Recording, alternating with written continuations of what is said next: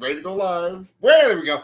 What's up, horror fans? Pete here from the Lassercast, where we talk about horror movies, horror shows, things that are streaming, things that are in theaters, and me and my good friend, Dr. ZSGOD, Danny Torkel, are here to talk about the third episode of True Detective. Now, That's Danny, right. you have watched a little bit more True Detective since our last recording, right? I binged season 1 in 2 days. Oh, shit. Jesus. And I posted a short about my feelings towards it. It's as good of a show as I think I've ever watched in terms of like keeping me gripped into this story. It really hits on some of the things that I love, cults, like conspiracy theories that don't go on forever. Like that's where like the X-Files lost me after a while. Yeah. But this like gives you a conspiracy and then contains it within that season and pays it off. Homages to some of the great horror movies and shows. I mean, episode 8 of True Detective season 1 effectively starts and you're like, oh, now we're in the Texas Chainsaw Massacre. There's Lovecraft thrown in. There's so much that I loved. Did you ever see, it reminded me of something else. Did you ever see the Jack Nicholson movie, The Pledge? Oh, is that the one where he's like a crossing guard or something, or a bus driver? No, that's The Crossing Guard. Oh, it's literally called The Crossing Guard. Okay, Yes. okay. So what the fuck? What is The Pledge? What's that one? So The Pledge takes place in I think it's out west in like the snowy mountains, small town, and there's an awful rape and murder of a young female child, and Jack Nicholson has like literally retired. It's like he leaves his retirement party because the small town gets the call, and he last night at work goes to see the case, and he's the cop that tells the parents, and the mother makes him like swear that they'll catch the killer. And they have like a murderer that they find, and they think that's it, the case is over. And he kind of starts to get obsessed with the fact that it wasn't that guy, and he kind of goes off on his own now that he's in retirement. And he can't let this go. And it's this like slow burn crime drama thriller that felt very True Detective. It's got like elements in it that make you feel like it's like a horror series, kind of like True Detective, where if you said, let's cover season 1 of True Detective on this show, I'd be like, yeah. Like The Pledge isn't Silence of the Lambs in terms of horror, but it touches that, periphery. And it's great. It's on Tubi. I highly recommend checking that out. I also just started reading on Audible Stephen King's The Outsider. Did you read that? I saw the show. I didn't read it, no. Okay, so don't spoil the show. I'm a few hours into the book. I friggin' love it. And again, I feel like it's really creepy of me, 41-year-old father of 2, that I'm suddenly into serial crime fiction about like the rape and murder of young children. Yeah. Because that's what The Outsider is. The Stephen King novel where a guy is a local like celebrity sports coach is arrested for a brutal rape and murder. And so far I'm at the point where there's evidence to suggest that he did kill the kid, but there's a lot of evidence that suggests he was in another place at the exact same time. Right. So I know there's a show. I think it's on Max, right? Correct. And it was so I cannot wait to get into that. Yeah. And now that we're 4.5 minutes in, we can talk about True Detective season 4, episode 3. Whoa, there you go. No, it's funny because you just mentioned Max. Max has a really excellent track record with True Detective, and with other shows like The Outsider and Mayor of Easttown. They're all varying different degrees of like what's considered supernatural, what's realistic, and the violence on each show is different. But they've really, really nailed this formula of having like kind of like police procedurals where we deal with like a small town and there's a murder mystery and you don't know what's going on, and there's like always a mystery that reveals darker sins of everyone in the community. And that's what I think that True Detective has been like in the first season and in this season too. It's funny because I go on the True Detective Reddit sometimes, and there seems to be this audience right now that complains a lot about season 4 of the show, even though there's stuff just like it in season 1. It's this weird kind of Star Wars thing where it's like people hate the sequels now, right? But they start to love the prequels. With True Detective, it's like season 1 is awesome. It's really well done. Season 4 is bad. And there's a lot of stupid nitpicky shit. Like, have you seen anything like that online at all, Danny? I've seen a few. There was one person I saw on Twitter X who posted like a still shot of True Detective of this last episode and like with some dialogue and was like, "This is why I can't get into season 4." And I'm like, okay, but like it's the same. Like they freaking like Matthew McConaughey sees like a Lovecraftian spiral in the sky to a like mirror to another world at the end of season 4. Yeah. You know, when he finds the throne of the Yellow King, and it's beloved. So the idea that there's like supernatural stuff, I have seen a lot of people who have started to especially highlight the moment at the very beginning of episode 2, the frozen guy waking up in the ice, as like one of the scariest and creepiest moments in like television / streaming history, which I audibly yelled when that happened. Right. I'm loving it. I saw Chris the other night on Saturday night, and we were talking about it, and everyone who was at that party I was at who watches the show said that they love it. Then again, we're all big horror fans, John Carpenter fans, so we all appreciate the connections to the thing. Yeah. Yeah, I feel like there's probably a lot of people who are a lot more comfortable with the procedural crime thriller and who keep that horror out of my procedural crime thriller. You know, they're probably the same people who, when they saw Seven and Silence of the Lambs show up on like Shudder's 101 Scariest Movie Moments, they were like, fuck that, that's not a horror movie. Right. So, yeah. I think that what I'm really seeing is it's sort of like with Star Wars where the fans seem to have a big problem when there's women involved, or like when women play a big role. Like, you know, obviously the season with Matthew McConaughey and Woody Harrelson, you have male leads. The guy who's the showrunner is a man. Now you have Isa Lopez as the showrunner. You have 2 female leads. And I really think that all of a sudden they become more critical when it's like, there's a word for that. I think it's called sexism.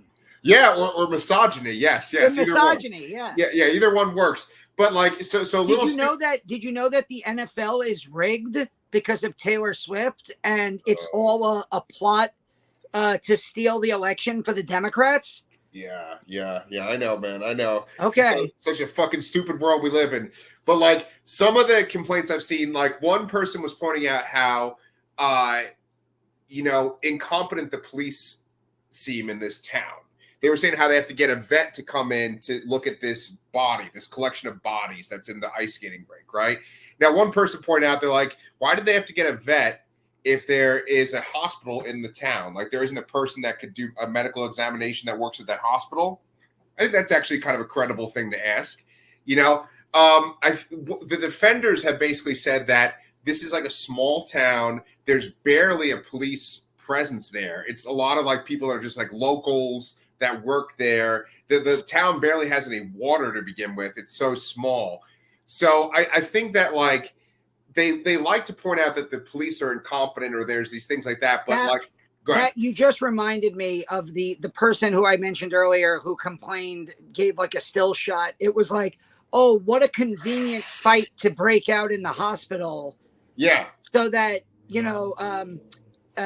Navarro is the only one to see the guy sit up and I'm like, now I am the consummate city kid. I grew up in Brooklyn. I haven't lived in Brooklyn for full time for 4 years, and that was when I was in Binghamton, New York, for college. Sure. And small town America is creepy to me.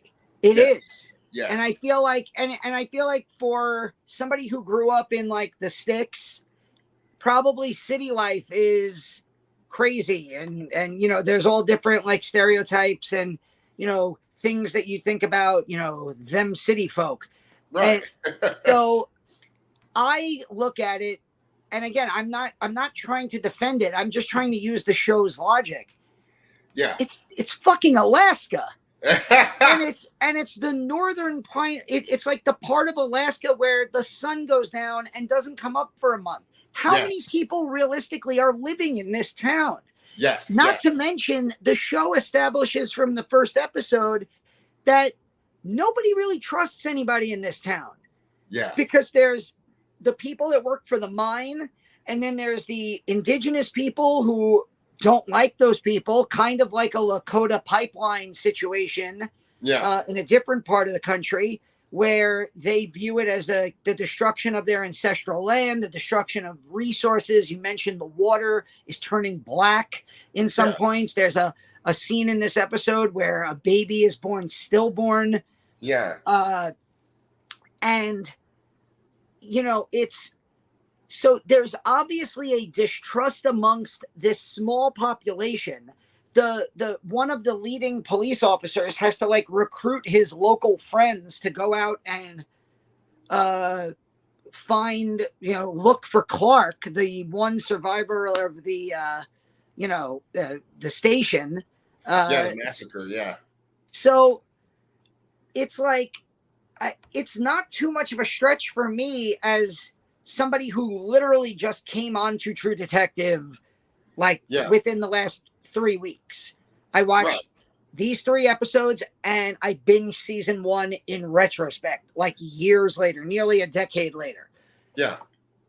It is absolute, like even season 1, you're not dealing with big cities. You're dealing with like the deep South, the bayou. Yeah. Everyone is related to each other, it seems. There's like, I can't really rat on my friend. Like he's also my cousin, it's like, and, it's everybody knows everybody, but you don't want to talk about those people. And I don't know, as a city kid and a city adult, it just seems to me that is what, not even small town America, but the smallest of small town America, like isolated small town America would be, like suspicious of each other, so if that is defending the show and the logic of it, sure, I guess. Yeah. I'm just looking at it like it makes sense to me. Yeah. I mean, honestly, I don't have any complaints about the show. I do think that the things that I've seen have been like little nitpicks that people are letting be a big deal. And I do think it's because it's 2 main female leads and it's a female showrunner. It's this weird thing where it's like, oh, True Detective, it's men. It's Matthew McConaughey and Woody Harrelson. And they don't really reference the other 2 seasons either. But then they're like, oh, this one, it's Jodie Foster, and she's a lesbian. Watch out. I think that's where the issue comes from. But it's such a awesomely made show. Like you talk about that isolation and how it's a small town up in the northern part of Alaska. There's so many great shots, in particular in this 3rd episode, where you see the town in the distance, and it's just these lights. and then just this big ongoing white tundra. And it just shows like, okay, it's just this small place where all these people are congregated. Like there's so many awesome shots. And I wanted to bring this up 15 minutes in now, because I know my wife watched this last time. She wanted me to mention the Rat King. She was saying that Isa Lopez, when they were coming up with the design for all the men trapped in the snow, which has become kind of iconic at this point, this sort of like creepy design, she based it on a thing that actually does occur in nature. It's called the Rat King, and essentially it's when rats, when they are all together in a litter, and unfortunately their tails get wrapped together, and so they end up like starving themselves and kind of trampling themselves and die because when they're born their tails get bound together. And it's a very rare thing to happen in nature, but it has happened before, and scientists are really into it. And that's the design for this fucking corpsicle that's on this show. It's creepy, right? Yeah. I feel like I think I mentioned this last time. It also reminds me of like the final Marauder at the end of Evil Dead Rise. Just a mountain of body parts twisting. Yes. Dexter had an episode, a season, I think it was season 6. It was with Tom Hanks' son. Oh, okay. Colin Hanks, where the good one, not the crazy one. Right. Where the murderer of the season set up these like elaborate tableaus for like the police to find, and it just reminds me of that. And I've never heard of this Rat King. The only Rat King I know was from Teenage Mutant Ninja Turtles. Yep. But that is horrifying, creepy. Yeah.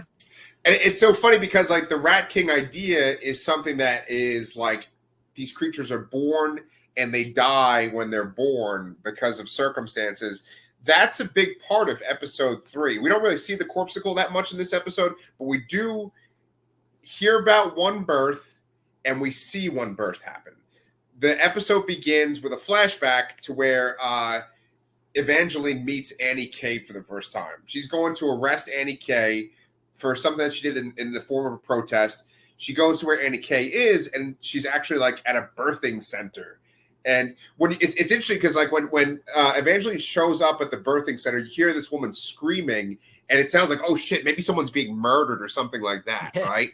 But then it's a woman giving birth, and it's this great sequence. It's actually very scary at first because the baby is born without making any noise, and so you think, oh shit, the baby died. You know, like this could happen in the sound.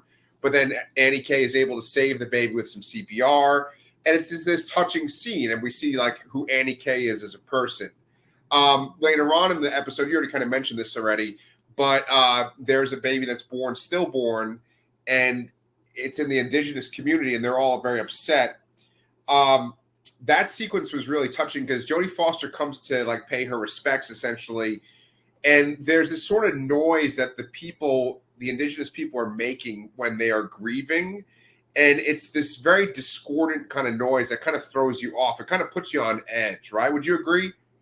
Yeah, I love what Isa Lopez is doing with, if you would even call it music throughout the, like, even like the sound, the audio, the reverb that we get throughout this series, that scene that you're referencing. And then there's the constant use of a really slow and distorted version of Twist and Shout. Yes. Which is kind of like creepy. And I got to be honest, I probably wouldn't even know it was Twist and Shout if I didn't have the captions on my TV. Yep. Because once I saw that, I was like, that, what? And then I started to like put 2 and 2 together that, oh, okay, that it is that. Yeah.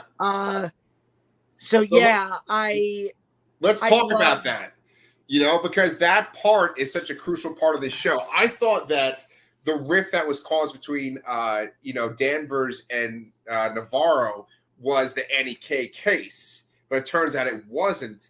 It was their final case they had together. Do you want to explain that, Danny, and how it connects to the Beatles? No, you do it. All right. So basically, because you obviously have a way that you want to connect it to the Beatles, and for those of you watching, we were supposed to record this 3 days ago, and I had an issue that we had. So I was like fresh and ready to go. And then in the last 3 days, I've had a lot of stuff, the new semester of school. So parts of this episode are not as there as they were 3 days ago. So yeah, you go ahead, Pete. All right, I'm going to look for the look of recognition on your eyes when I say this. Okay. So basically, Navarro and Danvers, what happens is Peter, the cop, asks Danvers to tell him why he no longer works, or she no longer works with Navarro. And she talks about this guy who was a drunk, and he would beat this one very young girlfriend up multiple times, and she'd never press charges against him. The girl was like 18. He would beat her up. Navarro and Danvers would respond to the calls, but then she would never press charges, and the girl would stay living with the guy. So then one day, they finally get a call, and the guy's gone too far, and he's beaten the girl to death. And they show this in the episode, where Navarro and Danvers show up at the scene, the girl's dead on the floor, and the Beatles' Twist and Shout is playing in the background. And what's interesting, when Danvers, Jodie Foster, is explaining this to Peter, the cop, she's saying that she shows up and they're both dead. She said that the guy committed suicide. He shot himself in the head, but he's very clearly alive in the flashback. So now, do you remember that? Yeah. So I thought that was really eerie. And of course, like in a small town like this, unfortunately, you are going to have people that are alcoholics, and you're absolutely going to have abusive people too. So pretty disturbing sequence, I thought. So agree. So here's the follow-up. Okay. Because obviously the story she's telling Peter that it was a murder-suicide is BS. Correct. Is she covering herself up because she walked in and shot the guy in the head? Or is she covering up for Danvers because Danvers has shown more of a penchant for not being able to, she goes after especially anyone who puts their hands on women. Yeah. She's been, in these just first 3 episodes, she's been very aggressive. The guy who gives up the information about the trailer, she's very aggressive towards him. Yeah. In the first episode in the bar, she's very aggressive. And there's, I think, like, her sister may have gotten abused, and she's very aggressive. So maybe, is she covering for Navarro, or did she, Jodie Foster's character, Danvers, it's obvious one of them killed this guy, and the other one probably didn't agree with the cover up or of some kind, which is what led to them, having a split as a partnership. Yeah. I think, based on what we've seen, it might be Navarro. Yes. But then again, Jodie Foster also kind of seems like a hothead, and kind of reacts very quickly at times. So who knows? Yeah. I think that it's gonna end up being Jodie Foster. That was the one that pulled the trigger. But what I was gonna say is that Navarro, her character reminds me a lot of Bud White from LA Confidential. That's Russell Crowe's character from LA Confidential. Do you remember that movie at all? Or I saw it probably back in 1997. I remember really liking it, and I don't think I've ever seen it again. He does. Yeah. Russell Crowe's character, is he the one that gets killed like early on? And I was like, oh, I thought he was the main character. No. That's Guy Pearce. No. The one that gets killed in that one is Kevin Spacey. Kevin Spacey's in it too. Guy Pearce is in it. Russell Crowe's in it. And Kevin Spacey, yeah. Okay. Oh, so are Russell Crowe and Guy Pearce the detectives? Yeah. I mean, they're all detectives, but Guy Pearce and Russell Crowe are the ones that make it to the end. Oh, okay. Yeah, then I really don't remember that movie. Maybe I'll give it another watch. Yeah. So it's funny because, like, they have that song that's kind of eerie, but then Navarro is having visions in this episode too. That's another thing that those nitpickers were complaining about. Like, oh, now there's visions in this. And there's one part that was kind of interesting. Did you notice how, like, an orange kept kind of showing up in this episode. It was like rolling on the ground. Sherry, I'm going to give Sherry credit for this once again. Sherry was saying that she read an article recently where someone said that's kind of an allusion to The Godfather, because like oranges kind of show up when there's death in The Godfather. Yeah, well, I mean, when Vito is buying oranges when he gets attacked and shot in the back. Yeah, and then I think when he has a heart attack in the end, he's playing with his grandkids, and it's in like an orange orchard too. Yeah, and it's like a fruit orchard. Yeah. Yeah, because he has like an orange like rind in his mouth, right? At one point. Yeah. So I mean, it's kind of twisted stuff. A lot of people have compared this to Twin Peaks. But I like that kind of stuff. What kind of stood out to you this episode?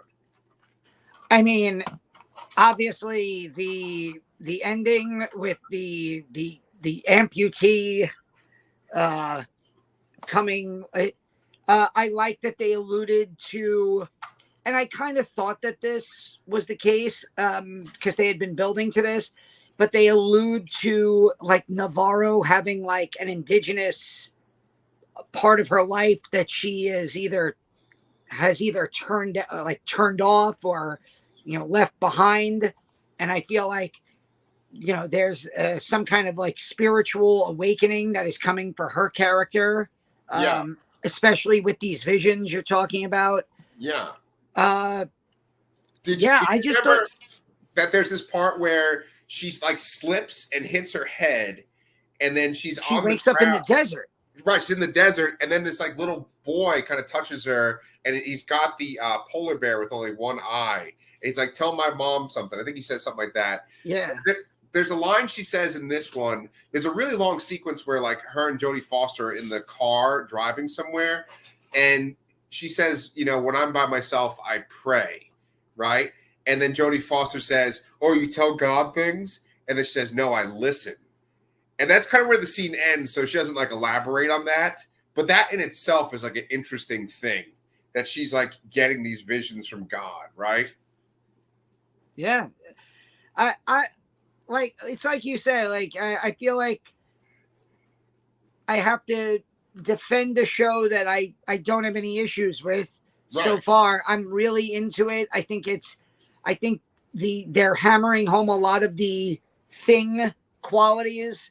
And keeping it like scary and suspenseful. They've like it's very obvious that there's something supernatural going on. Yes. And if it's not like supernatural, then maybe it's like spiritual for the people involved. It almost gives me like did you see From Hell? No, I know what it's about though. It's based on a comic. Yeah, it's Alan Moore, right? Right. Yeah, he's a totally normal guy too, I've heard. Yeah, I love From Hell. Rewatched it recently, and that movie is there's nothing supernatural about it. It's not like Jack the Ripper is like a vampire who comes out of the night and like murders prostitutes. Right.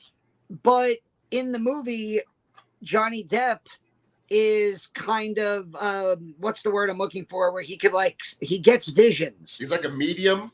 Yeah, he gets visions, and he does he chases the dragon. He goes to like opium dens, and he like smokes opium to like give himself visions of Jack the Ripper murdering prostitutes.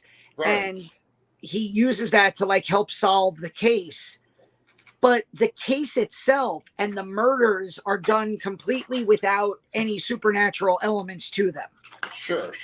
And so this feels like it's going to end up being very similar, where maybe there is this indigenous, almost like Wendigo type thing that like Navarro and the indigenous people in Ennis are dealing with.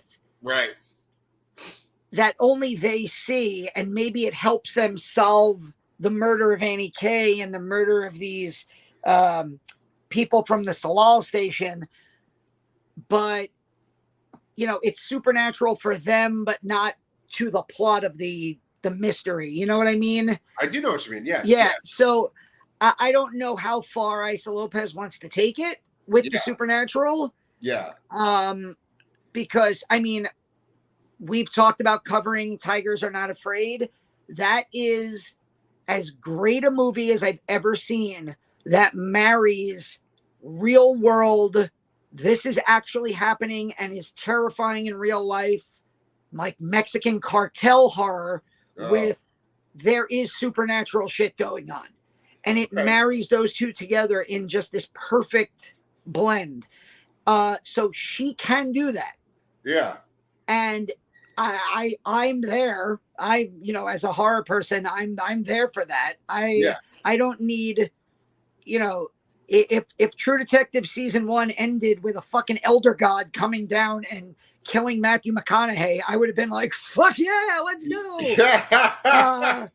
But maybe that's just me. Maybe that will just fuel the Redditors. Hey, after all, without Redditors and people on the dark web, we wouldn't have had villains for Batman to fight in the last 30 minutes of the Batman. Oh my God, there's quite a little stretch you just made there, but I love it. I was gonna say, let me throw a grenade over there and run away. Oh my God! Wow. So, you brought up this point of like how there's going to be this maybe a supernatural thing that helps them solve the case, but the case itself is going to have a practical solution, which I think is kind of interesting because when you watch True Detective season 1, it's people that are murdered in a bizarre way or a gruesome way, but it's still the idea that they're murdered by a human. Now in this one, they bring on this vet, and the vet says that it looks like the people were scared to death. That they didn't die the way that people die when they freeze to death, which is a calm way. They were scared to death. Now, there's been so much in these first 3 episodes where they talk about, we woke her up, she's awake, and there's something scary in there. In this, we get a couple of weird sequences that kind of go along with your idea of there being a Wendigo or some kind of dark creature. First off, we have this guy named Lund, who he's the one that was awake and screaming in that second episode. We see him in this episode in a bed, and he looks just like something straight out of Life Force or what the fuck is the one you just put trash from it on Twitter? Oh, the Return of the Living Dead. Return of the Living Dead. He almost looks like that kind of puppetry, but it's like a person. He looks like an 80s undead monster in it. And that sequence is really creepy where he sits up and he starts telling her, you're going to see your mother soon or something like that, or your mother sends a message, right? So there's that. Reagan, your mother sucks cocks in hell, Karis. Right. And we get a glimpse into Navarro's past too with this. There's this really great sequence. I still want to give praise for just the visuals in this show. There's a sequence where Navarro is looking for her sister who is freaked out and run away from the bar. And then she's just sitting in this massive ship that's just on the ice. That's where she finds her. And then they kind of have a little allusion to their past. Navarro tells her. I thought that was that's the second straight show that we have watched and reviewed that had just a weird broken down boat in the middle of nowhere. Here it makes a little bit more sense, being it probably was the water that it was sitting on froze around it. The other one, of course, was in Monarch, where they find a submarine in the middle of the jungle in Southeast Asia. Yeah. I mean, I love things like that, and that of course goes back to your favorite show, Lost, too. There's definitely at least 1 or 2 grounded ships there, but They allude to Navarro's past and that her mother had some kind of mental illness. They also explain how she has an accent because she has I think it was a Boston accent in this because she moved away with her mom to get away from their dad, and then they eventually moved back to Alaska. But one other thing I was going to say about the visuals and stuff is that after we have the sequence with Lund sitting up in the hospital bed, we get this last sequence where they finally unlock Annie K's phone, and we see that she's in some kind of fucking cave or something. And that's straight up horror movie. It's actually kind of like a found footage horror movie at that point, because it's her like talking. And I mean, you have no idea what's going on. You hear her screaming. You don't know what they're seeing. But I'm assuming that you don't really see anything. What do you think is going on that phone? I don't know. But like between the trailer sequence from the second episode, Yeah. with like that like body laying in the bed, that like manufactured body laying in the bed, and Oh all yeah. the symbols everywhere. Yeah. And like the allusions to like, again, like kind of cult, older mythology. Now this episode, they go to the Native American, the indigenous land, and they're like warned to get off the land. And the scene on the phone, you can't really tell where she is or what's behind her. I like the ceiling behind her looked very strange. And again, it kind of made me think about The Thing, where like and even the not great prequel to The Thing, where they kind of go into like they find like a frozen tunnel to lead into where the thing came out of, and maybe she finds like a cave that there's like a being of some kind. Who knows? You brought up the she's awake. We don't know what that is. And I kind of come back to this idea that there is going to be something supernatural going on, that who she is, and I can only, the nice thing about True Detective is that it's only 8 episodes. And what I will say about True Detective season 1 again, I love that they completed the story. Yes. I was really nervous knowing that like season 2 and season 3 were like completely isolated stories. Yeah. You had told me that like season 1, each season is its own animal. Yeah. I was still nervous watching it that they were not going to resolve the story. That the resolution to the story was going to be they don't resolve it. Yeah. Ooh, and so I really liked that we did get a resolution, and that it felt like a cathartic ending. So I'm kind of like, it just makes me excited. Yeah. To be on board now, without being able to just next episode, because now we have all this time. It can marinate. Yep. You and I talk about it during the week. Yep. And now it's like, okay, it's Thursday. So only a couple more days. You told me new episodes come on Sunday mornings. I wake up early. Last Sunday, I'm like, all right, Sunday morning, going to put on True Detective. And I'm like, oh, shit, it doesn't come on until like Sunday night. Man. I'm like, shit. No, It's just, it comes on the same time it does on the HBO channel, so it's like that 9:00 your time kind of HBO thing. But I was going to say that, like, I've actually made a whole bunch of references to Sherry this episode, and it's because Sherry and I are having these discussions just like you and I are. And she compared it to a movie that you had recommended to me last year, which was The Feast. Do you remember The Feast? Yeah.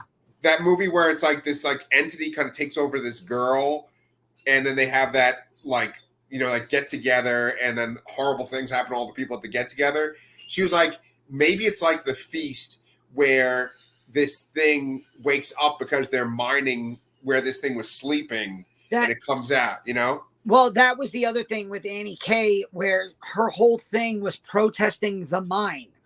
Yeah. So to me, that scene on the phone, the most logical thing was that she had gone into the mine, and maybe she sees, and then this is where like my Lovecraftian John Carpenter brain takes over, and I'm like, maybe the water is maybe like the black water is like the blood of this ancient being. And I'm like, ooh, I can't wait to see what arises from the mine. And I'm like, it's probably just gonna be like John Hawkes is the killer, and and I'm like, I'm trying to like talk myself out of like crazy ideas. Right. It probably is going to be just John Hawkes, which he gets himself a face full of coffee in this episode when he compares Jodie Foster to Mrs. Robinson in The Graduate, which I love that Peter's response is, "Who's Mrs. Robinson?" That, like Peter is like the most doe-eyed. Yeah. Like you could tell, like he doesn't know anything outside of like, I have a hot Indigenous wife and a young kid at home, and I work for Jodie Foster, and she won't let me have any free time. And it's like, and that's it. He doesn't know anything else. He does like he reminds me of like Captain America woken up from the ice in like the 2000s, not understanding like what a cell phone is. Yes. You know? That's such a great comparison, and it's an ironic comparison because he spends most of his time watching bodies thaw out, which I love.